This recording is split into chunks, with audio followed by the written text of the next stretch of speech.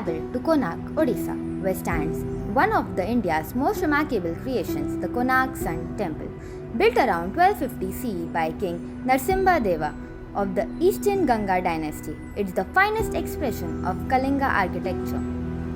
This temple is dedicated to Lord Surya, the sun god, the eternal source of life and energy. Every stone here speaks combining art, science, mathematics, astronomy, and spirituality into one's timeless rhythm. It reflects the brilliance of the Indian knowledge system where creativity and calculation coexist. Now, let's talk about the central deity of the Konark Sun Temple, Lord Surya, the eternal source of light and energy. If you notice the images on the slide, you'll see Surya riding a chariot. This chariot is not just mythological, it holds deep scientific and symbolic meaning in Indian knowledge system. The chariot is pulled by 7 horses. These represent the 7 colors of sunlight, the same spectrum we study in the physics, Vibgyor. They also connect with the 7 days of the week, showing how time itself was visualized through nature in ancient India. Below that, you'll see a large detailed wheel. The temple has 12 pair of wheels and each pair represents the 12 months of the solar year. So the entire temple is actually a cosmic calendar carved in stone. So the deity is not just a religious figure. Surya becomes a connection between science, architecture, time, measurement and cosmic energy. Konark is basically a stone-made textbook of engineering and astronomy. Now, let's move to one of the most fascinating aspects of the Konark Sun Temple, its architecture. The temple represents the Kalinga architectural style, also known as the Odishan style. If you look closely at the carvings in the image, you can see how detailed and precise the work is. Every inch has meaning. The entire temple was designed as a gigantic stone chariot of Lord Surya, not a symbolic chariot but a literal one, with wheels, horses, and geometric alignments. It shows Surya traveling across the sky, just how ancient text describes the movement of the sun. The complex originally had 3 major structures. First, Vimana, the Sanctum Sanctorum. This was the main shrine holding the idol of Surya. It was huge, about 229 feet high. Unfortunately, it has collapsed over time. Second, Jagmohana, the audience hall. This part is still standing. It's famous for its massive size and the incredibly detailed carvings you see on the screen. Third, Nata Mandir, the dance hall. This was used for devotional dances and temple rituals. It highlights how performing arts were considered part of worship in Indian knowledge system. Now, this slide shows something that many people don't realize about the Konark Sun Temple.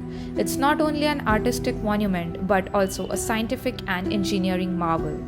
The temple was built using chlorite, laterite, and condylite stone. And there's the amazing part, there was no cement used at all. Exactly, the builders used interlocking joints and iron clamps. So, the stones fit together like puzzle pieces locked in place with metal. The magnetic mystery. There is also a fascinating scientific theory. Ancient engineers might have placed a large magnetic lodestone at top of the temple. This magnet was so powerful that it helped balance and stabilize the entire structure. Till now, we saw the beauty and architecture of Konark. But what makes it truly extraordinary is the science hidden inside the stones. This temple is not just a religious structure, it is a scientific instrument. Konark was built using the rules of Vastu Shastra and Shilpa Shastra, the ancient Indian science of architecture and design. There are 12 wheels on the chariot, each representing 1 month. But these wheels are not decorative. Each wheel works as a precise sundial. By observing the shadow cast by the spokes, ancient people could tell the exact time of the day. Isn't it interesting how many of us thought that the temple could also work as a clock? Inside the temple, magnetic iron beams were used to maintain perfect balance. This created stability in a structure weighing thousands of tons. And here's something interesting. The design of the temple creates acoustic resonance. When chants or mantras are recited, the shape of the hall amplifies the sound naturally. No speakers, no technology, just pure science. This temple also shows advanced knowledge of climate and environment. The stone walls are thick, which keeps the inside naturally cool. Airflow was planned in such a way that wind circulates through the structure. It stands on a raised platform to prevent humidity and floods. So, even 800 years ago, builders understood sustainable architecture. So, what is the essence of all this? Konark is a temple that can measure time, react to light, enhance sound, and survive harsh climate. All centuries before modern science explained these concepts. Konark is not just a monument of stone, it is a monument of mathematics, engineering, astronomy, and environmental science, created from the knowledge of ancient India. In 1984, Konark was declared as a UNESCO World Heritage Site.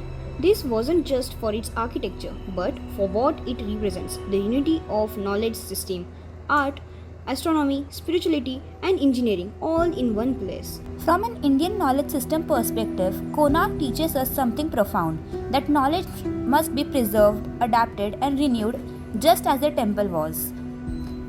So, while parts of the temple may have fallen, its spirit has never collapsed.